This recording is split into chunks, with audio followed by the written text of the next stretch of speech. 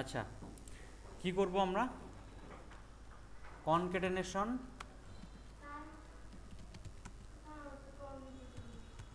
এই মুন্না ভাই হেল্প করেন। স্ট্রিং ইন্টারপোলেশন, ঠিক আছে। আচ্ছা, এই দুইটা জিনিসই কোথায় হয় জানেন? এই দুইটা জিনিসই হয় হচ্ছে স্ট্রিংয়ের ক্ষেত্রে। আমরা যখন স্ট্রিংয়ের যোগ করি তখন সেটাকে বলা হয় কনকেটেনেশন, আর যখন আমরা স্ট্রিংয়ের মধ্যে ভেরিয়েবলকে প্রিন্ট করার চেষ্টা করি তখন বলা হয় স্ট্রিং ইন্টারপোলেশন। ঠিক আছে, দেখেন কীভাবে। মনে করেন যে আপনার কাছে দুইটা ভেরিয়েবল আছে, একটা হচ্ছে স্ট্রিং, মনে করেন ফার্স্ট নেম, ঠিক আছে, আর একটা ফার্স্ট নেম আছে মনে করেন নাসিম, ঠিক আছে, নাসিম, আর আরেকটা ভেরিয়েবল আছে লাস্ট নেম, থাকে না? সব সব আমাদের সবারই থাকে মোটামুটি। নাসিম মনে করেন চৌধুরী, CHOUDURY বা ডাব্লিউ, কেউ লিখে ডাব্লিউ, তাই না? চৌধুরী। আচ্ছা, যাই হোক, বানানের ব্যাপার না। তো এইটা হচ্ছে কি, এটা দুইটা স্ট্রিং ভেরিয়েবল আছে, রাইট? আমরা মনে করেন আর একটা ভেরিয়েবল নিলাম এইজ বা ইন্ট এইজ।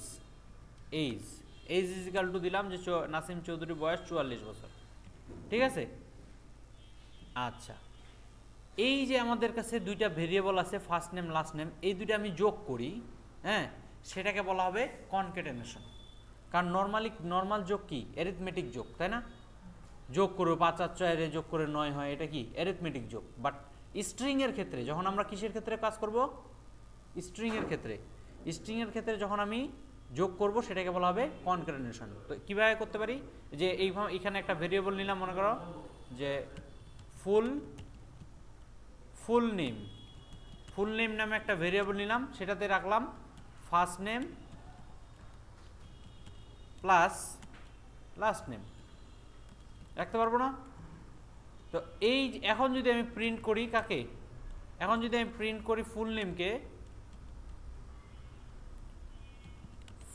নেমকে যদি আমি প্রিন্ট করি, তাহলে আমি কি first name plus last name দেখতে পাবো, তাই তো? আচ্ছা, এখানে আমার একটা কিওয়ার্ড দিতে হবে, ভার্ব। ওকে, ডান। সো এখন যদি আমি এখানে দেই, দেখতে পাই নাসিম চৌধুরী একসাথে লেখা আছে। তারপর এখানে যদি আমি একটা স্পেস দিয়ে যোগ করে দিই, রান দিই, তাহলে সে আলাদা আলাদাভাবে আসবে। তো কি লেখা আছে? নাসিম চৌধুরী আমরা পাইলাম। এই জিনিসটাকে বলা হয় কনকেটেনেশন। দুইটা স্ট্রিংয়ের যোগ, বা হচ্ছে দুইটা হোক, তিনটা হোক, চারটা হোক, যতগুলা একের অধিক আর কি, স্ট্রিংয়ের যোগফলকে কি বলা হয়? কনকেটেনেশন। আরেকটা জিনিস যেটা আছে সেটা হলো স্ট্রিং ইন্টারপোলেশন। স্ট্রিং ইন্টারপোলেশন কি? এখন যদি আমি বলি যে হচ্ছে একটা স্টেটমেন্ট লিখতেছি, যেমন প্রিন্ট দিয়ে দেখার জন্যই লিখতেছি, এখানে লিখি প্রিন্টের মধ্যে লিখতেছি যে মাই নেম ইজ। এখন মাই নেম ইজ কি লিখবো? নাসিম চৌধুরী ডিরেক্ট লিখে দেবো এখানে? কারণ আমি তো জানি না তা এখানে হচ্ছে ইয়ার নাম কি আসবে, কারণ কি ভ্যালুটা তো আমি জানি না, আমি জানি ভেরিয়েবল। তাহলে ভেরিয়েবল কি আছে? My name is full name, তাই না? My name is full name and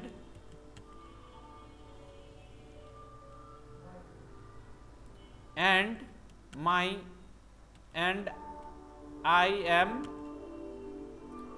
8 years old. কেন লিখছি 8 years old?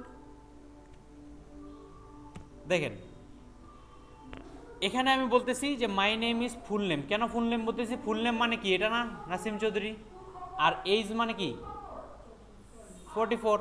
তাহলে কি হচ্ছে? My name is full name and my age is 8 years old। আমি যদি এটাকে রান করি তাহলে আমি কি দেখতে পাবো? এটাই দেখতে পাচ্ছি। কেন এটা দেখতে পাচ্ছি? কারণ দিস ইজ এ স্ট্রিং, ঠিক আছে। স্ট্রিং এর কারণ হচ্ছে আমি এটা কোটেশনের ভিতরে আছে, সব এক কালার, তাই না? সব এইখানে দেখা যাচ্ছে যে সব স্ট্রিং এর ভিতরে আছে। সো এই জিনিসটা আমার স্ট্রিং হিসাবে কাউন্ট হয়ে গেছে। বাট এই যে ফুল নেমটা আছে আর যে এইজটা আছে, এই দুটো তো ভেরিয়েবল, তাই না? এই যে একটা ভেরিয়েবল, এই যে একটা ভেরিয়েবল। তো ভেরিয়েবলের যখন আমি প্রিন্ট করি ভেরিয়েবলকে, তখন আমার কি প্রিন্ট হয়?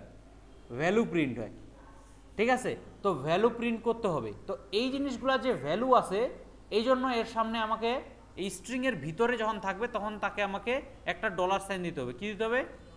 Dollar sign. দেন এর ইয়া চেঞ্জ হয়ে গেছে। তো যেহেতু এর ভ্যালু আছে, এই জন্য এর সামনে কি দিতে হবে? ডলার দিতে হবে, ঠিক না? ডলারে সে ডলার সাইন দিলে সে বোঝা যায় তার ভ্যালু আছে। তো কই, এখানে তো দেই নেই। স্ট্রিং এর ভিতরে থাকলে আমাকে ডলার সাইন দিতে হবে, কোটেশনের ভিতরে থাকলে, ঠিক আছে? এই জন্য হচ্ছে এই জিনিসটাকে বলা হয় স্ট্রিং ইন্টারপোলেশন। কি বলা হয়? String interpolation. যে কোটেশনের ভিতরে যখন আমি এখানে ডলার সাইন দিয়ে প্রিন্ট করি, হ্যাঁ, তখন এটাকে বলা হয় স্ট্রিং ইন্টারপোলেশন। এখন যদি আমি রান দিই এটাকে,